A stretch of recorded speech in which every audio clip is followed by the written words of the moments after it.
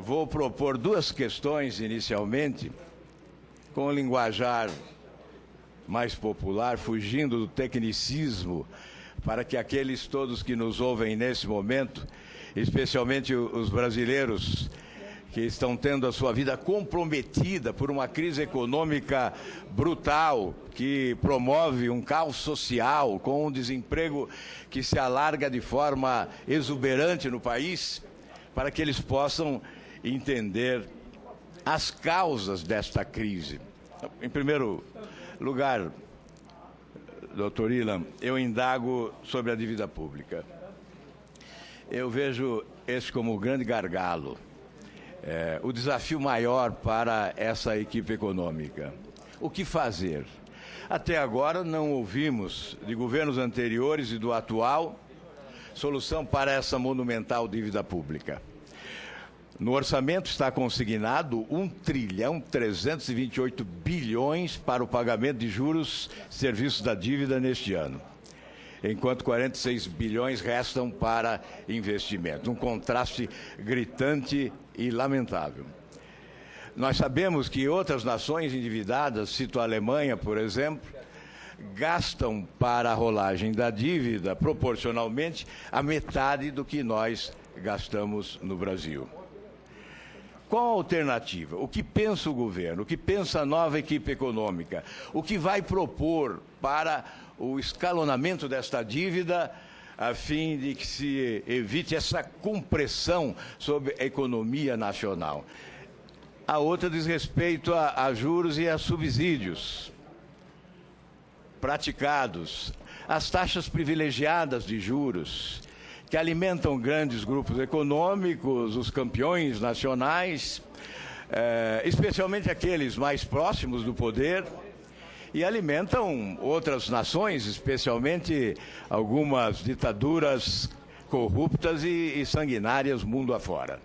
Foram, nos últimos anos, 716 bilhões de reais transferidos, cerca de 400 e poucos bilhões de reais do Tesouro Nacional para o BNDES, e o restante dos trabalhadores brasileiros, retirados da conta dos trabalhadores brasileiros. FAT, FGTS, PIS/PASEP, bilhões de reais, e os trabalhadores não recebem a remuneração de mercado.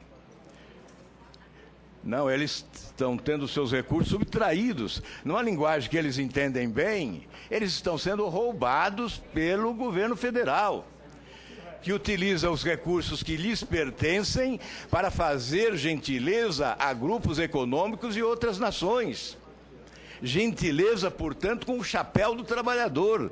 Generosidade explícita do governo à custa do suor dos trabalhadores brasileiros.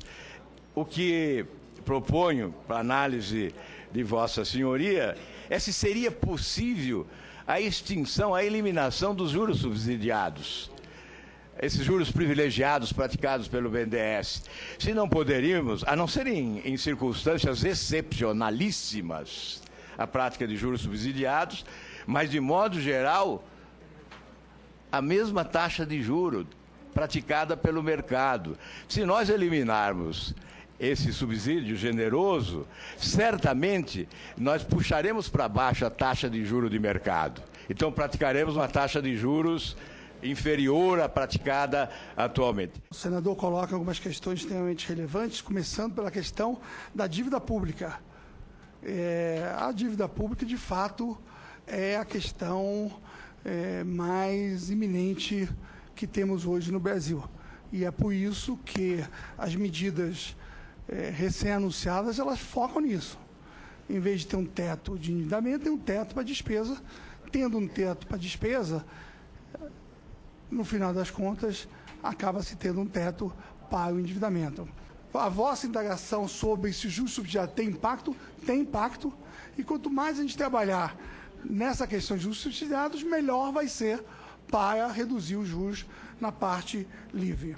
A nossa indagação diz respeito a medidas que o governo pode propor para reduzir o impacto da dívida atual, que é gigantesca, monumental, que vai chegar em 2018, segundo analistas, a cerca de 85% do produto interno bruto. E que consome hoje 50% do que o país arrecada para o pagamento de juros e serviços. Essa é a questão.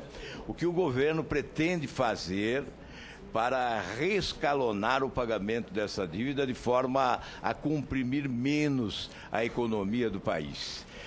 De outro lado, eu considero insuficiente as medidas adotadas pelo governo como mecanismos de controle, fiscalização e controle da dívida pública, com o objetivo de reduzir gastos, inclusive uma iniciativa pouco criativa, porque inclui saúde e educação, que, a meu ver, deveriam estar excluídos, uma vez que há muito tempo no Congresso nós trabalhamos e defendemos o aumento de gastos com saúde e com educação e não a redução. Já há um caos na saúde do país e o governo propõe reduzir gastos. Nós não concordamos com isso. Creio que o governo poderia elevar os cortes em outros setores secundários, periféricos e preservar o orçamento destinado à saúde, especialmente, em razão do caos,